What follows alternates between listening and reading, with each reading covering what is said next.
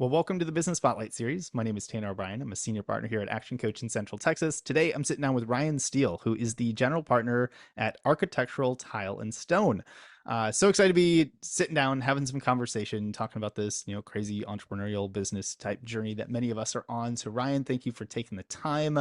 Why don't we just start with a little bit of background? Give us kind of the, I don't know, 10,000 foot view of who you are, like what your background is, and then tell us about the business.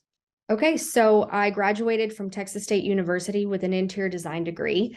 After that, I decided I wanted to go into commercial design. So I worked for Gensler, who is a worldwide architectural firm, and learned amazing things from the team there. And then had the opportunity from my father. He says, you can take over the business or I'm selling it. So I moved from Houston to Austin and started working for him for about 10 years. And so I am third generation in the tile business. So my grandfather founded a tile company and my father worked for him and then started his own. And 24 years later, here we are, Architectural Tile and Stone. So he retired, my father did in December, and I took over officially.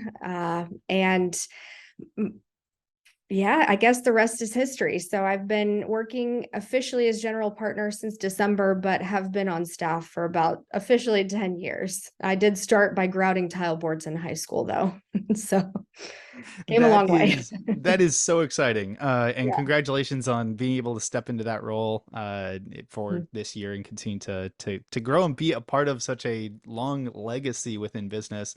Yeah. I always find it incredibly fun to talk to business owners who would have, they're in their parents' business or their grandfather started it. Mhm. While I'm not in, well, we're in a family business today, but my great grandfather, I think, started a moving company that my grandfather was working in. My dad worked into it, learned all the things not to do with working with family. And Yeah. now I work with my dad every single day, and it's, there's a lot of fun stuff with that. So, um, man, there's so much we could dive into. Let's, Fortunately, having a good relationship with your family is a big part of it. So I yeah, have a great yeah. relationship with my father, so that makes it a little bit easier. I will say that my design sense is a little bit more edgy than my father. So bringing materials in, he's a bit more conservative, and I like to, see how far I can push things. I love it. So let me, just ask about that. How do you kind of uh, push where you can push, or where you knew Mhm. you could push, and then knew when to kind of back off and let maybe kind of experience take over. How did you kind of navigate those waters with the relationship?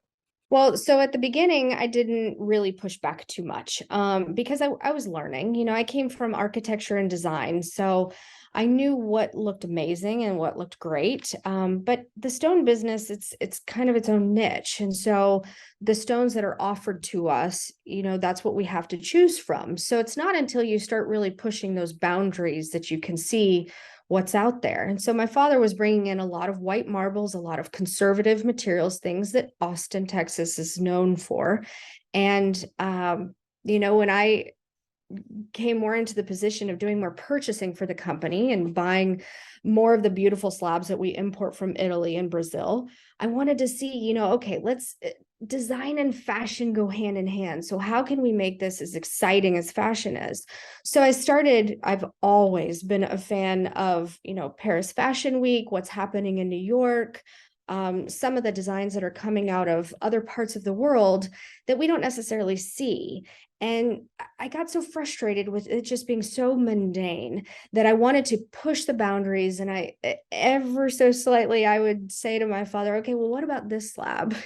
And we joke, and he would say, no, Ryan, too much, too much. I'm like, just give it a shot. And so we'd bring it in and it'd sell instantly. And I'm like, see, I'm onto something. So the more and more that started happening, and he realized it. And he was like, okay, well, let's bring in some of the more standard options that we've always had. And then let's bring in the other ones. So where we had to kind of blend those two is that we're known for quality and we're known for having just you can really go wrong if you work with the wrong vendors for stone. And so we wanted to work with people that we've had a relationship with for 20 years, and we wanted to maintain that quality aspect of our materials. So I had to blend the two, having the quality, but then trying out stones that we've never worked with before. So eventually he let go of the reins and said, Ryan, it's on you. You get to pick what you want. And if I make a mistake, I've got to figure out what to do with it. But it's been a fun lesson and a fun learning process as we go through it. And fortunately, what's great about Austin is it's such a melting pot of so many different types of ideas coming from East and West Coast, specifically after COVID, that it's been really great to see all of the designers and the homeowners and architects that we work with in commercial as well take what my vision of combining fashion into stone, what is in, what is out, what is going to be the next thing, and being able to offer that to people in the city. And fortunately, it's worked that people in other cities have been looking at our stones as well. So yeah, it's exciting. That is so cool. So I'm curious, especially over, this last, well, let's see, we're in October, so 10, 11 months or so as you kind of moved into the general partner role. How has your role shifted? I always like to ask, like, how many different hats do you get to wear in the business today? Which different departments do you get to really have your hands in? Mhm. Is it one? Is it multiple? Is it everything under the sun? What does that look like for you today? What roles do you get to play? So I would say that the transition of the different hats that I started wearing happened probably maybe 5 or 6 years ago.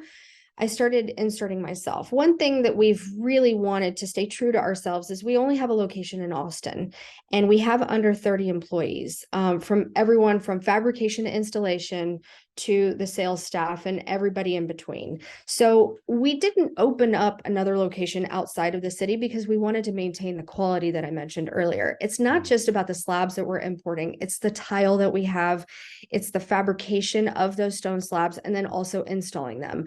We wanted our team to be the best that they could be. And so all of, well, not all, but quite a few of employees from warehouse to fabrication to installation have been with us for 20 years.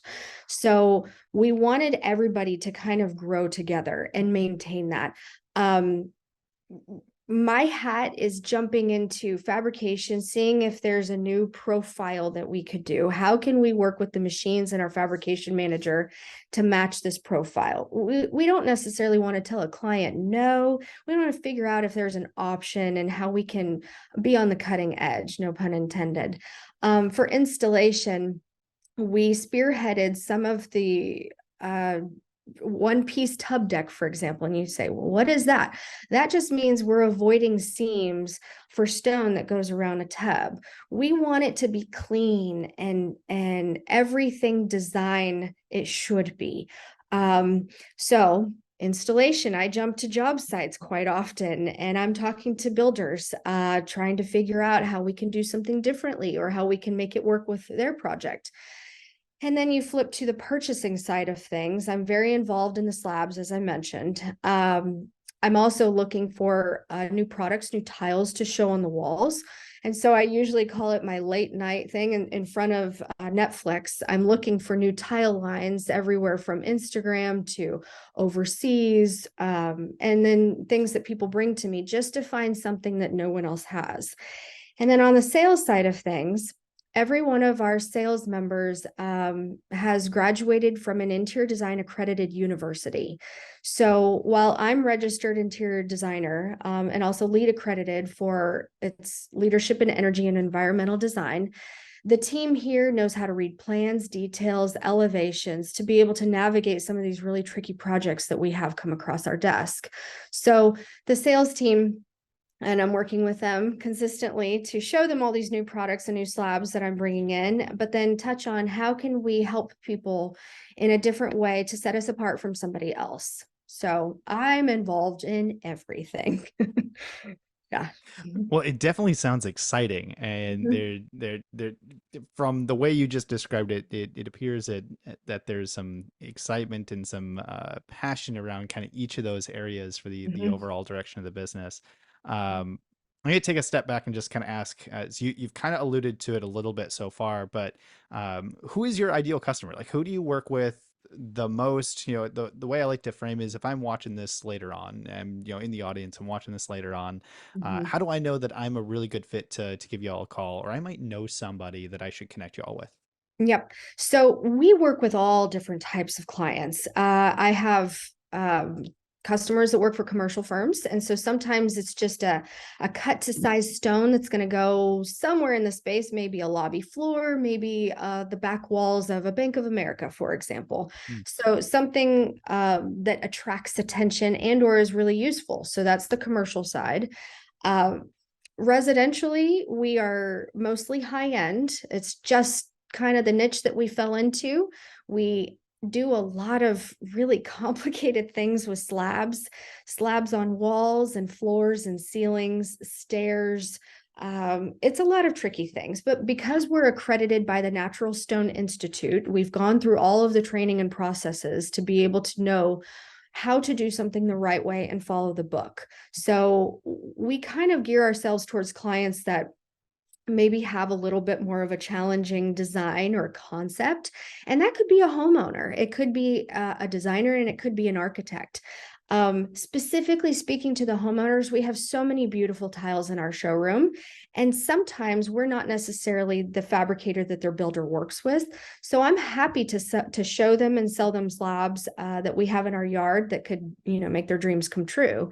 It's just, maybe it's in Austin, maybe it's outside. So as kind of a non-answer to your question, commercial, residential, builders, whatever's right for the project is going to be what we go for. Very cool. So you Mhm. mentioned quality. You've got some longevity. Looking for things that nobody else has. I imagine there's a number of competitors in this space, especially here in the Austin market. Uh, Outside of those, what does that competitive landscape look like? How do you continue to differentiate or help your prospective customers and clients understand what makes you different? So it seems maybe a few years ago, almost overnight, I don't know, 20 slab yards moved into town. I don't know what happened, but they all decided Austin was the place to be. And so, I was always wanting to bring in unique things, but sitting back and kind of watching all of these new companies come in, it's kind of a funny thing where you have to realize, okay, am I different enough? Are people still going to come to us? What's going to happen? Now, Austin, I believe, is big enough to have some competition. I think it keeps everything healthy. But at the same time, what sets us apart is there is not a company in Austin that brings in the marble that I bring in. Number one, they're not registered designers that know what's in fashion. Most times they're, no offense, some guys that don't necessarily know what to look for that is designed. There are some fantastic ones out there, but it's not the bulk of people. So these are we're bringing in things that you're just not going to find. When I found them at other yards, it's usually a year or two after I've brought them in. And Mm. that could be just the vendors that they work with and when they're offering them. But I see something in these products, whether it's tile or slab, that just I haven't seen before.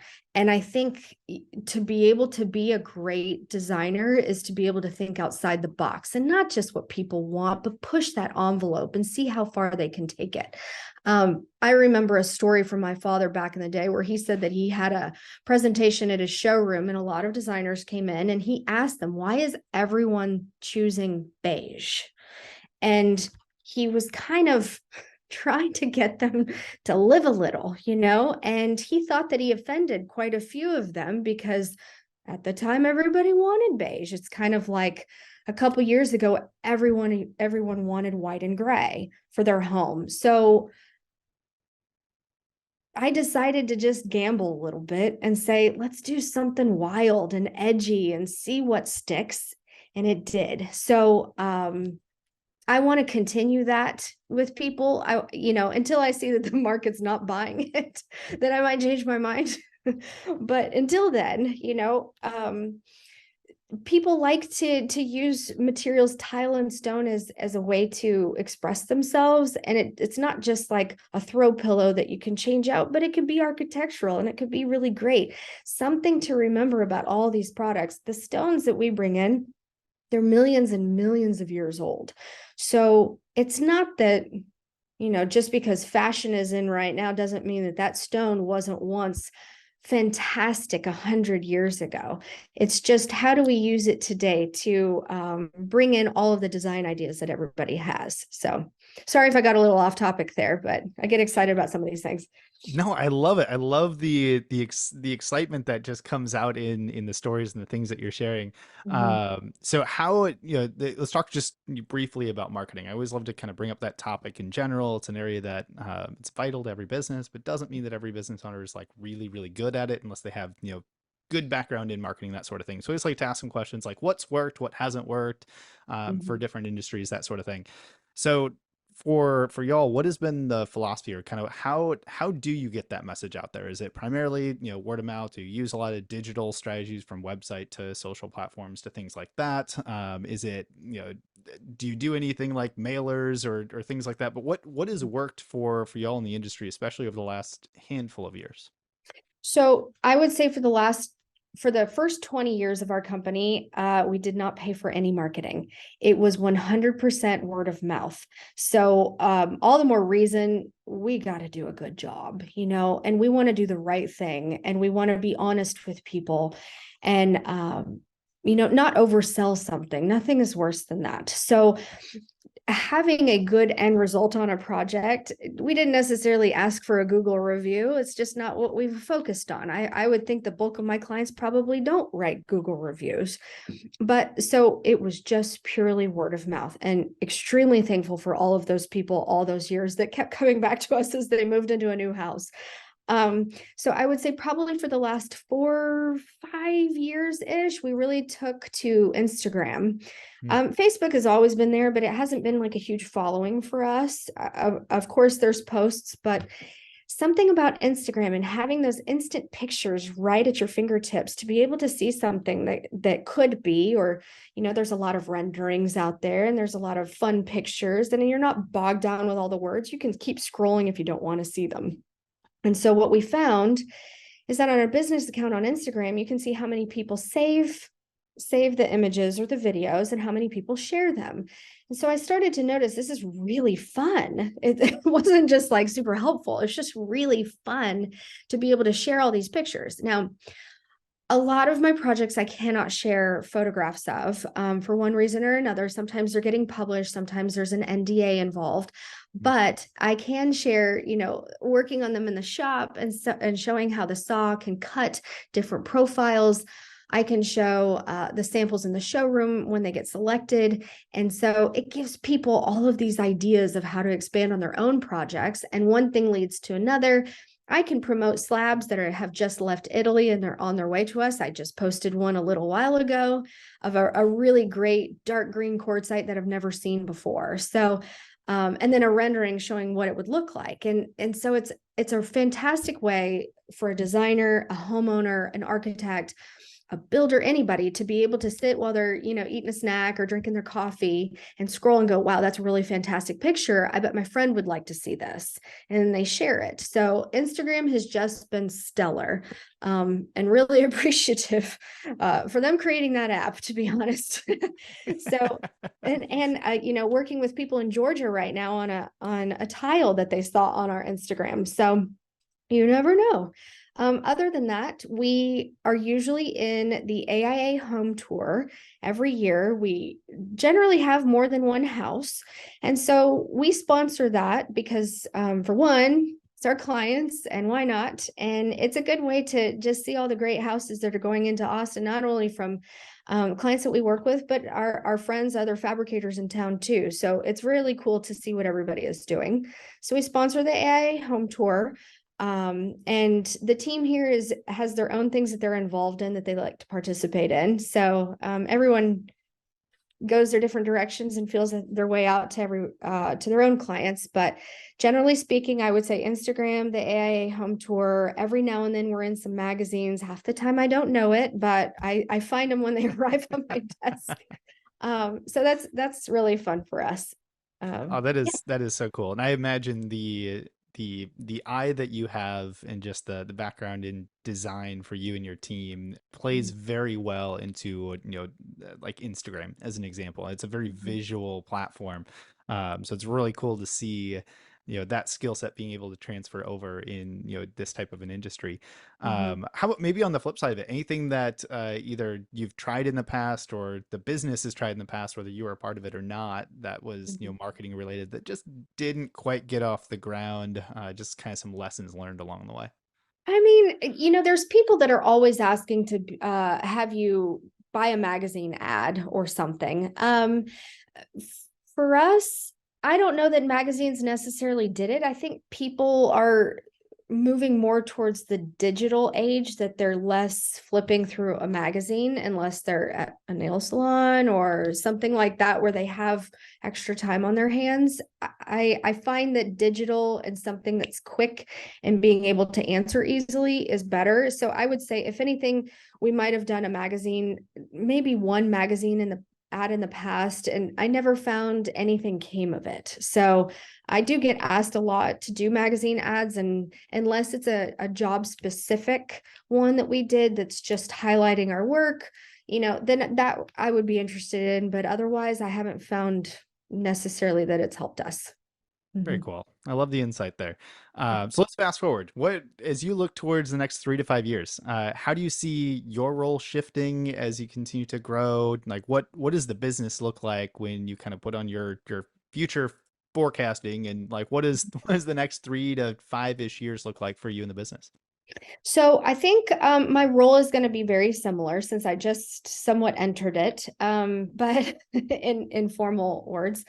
But I think for us as a company, we're going to be covering a portion of our slab yard. So that means bringing in more unique marbles. So those that can find quartzite at all of those slab yards that I mentioned moved in overnight, there is a place for them. And I believe our place is more unique stones. So if I were to move into the future, it's going to be continuing to bring in good quality, unique stones. I'd like to see a little bit more commercial work that I would do, just since I have a background in commercial design. It's easy for me to navigate some of those projects, and I have some great friends out there that I'd love to partner with. And in general, I want to see our team grow. I have two sales staff right now that are taking the NCIDQ, which basically is their design exam, and I want to see where that takes them, and their confidence working with clients to be able to navigate some tricky conversations. So I think we're all moving up. It's just slightly different. So a little bit more commercial, some new great products, and then seeing how we can just continue to strive to do great work. I love it. And I know you mentioned, over the history of the company, keeping it very, local here to the market to preserve that quality, things like that. Do you Mhm. foresee being able to expand beyond that? Do you plan to kind of keep it still fairly local, keeping it to kind of one office, keeping the lower number of employees? What's your vision, kind of bigger picture, longer term? To be able to do the type of detailed work that we do, I think it would be too hard to get too large. There's been times where uh, the work is there's 1,000 jobs one month and then two jobs the next month. So I have to be able to manage this kind of flow that we see. I don't see myself moving outside of Austin. I think staying here, I love Austin. I think I can branch out just by communication through this digital world to people outside of this city. I think that that's still a possibility without necessarily having to open up another location. Uh, I see that there's going to be probably the same number of staff. We, of course, always looking for great talent. So, I'll find a home for them if we've got the work. So we want to see that everybody stays busy. It was really important to us during COVID that not a single person every single person had work. So we kept every single individual during that tough time. And we had slabs in our parking lot that we called drive-through slab viewings. So I feel for me, I don't want to take on too much more because I want to be, meaning expanding, because I want to be able to take care of all of the people that we've worked with for so long, not only employees, but customers as well. And so while I always welcome new clients, I think expanding beyond just Austin is probably going to be harder for me to maintain the quality. I love it. I love the clarity on where the focus is and Mhm. staying true to the quality standards that you have.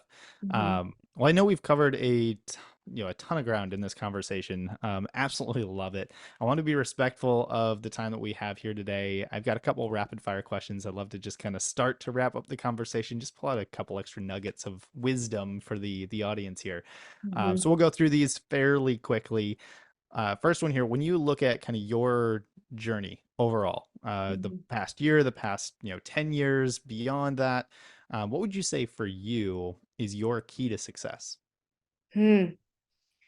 I don't stop trying.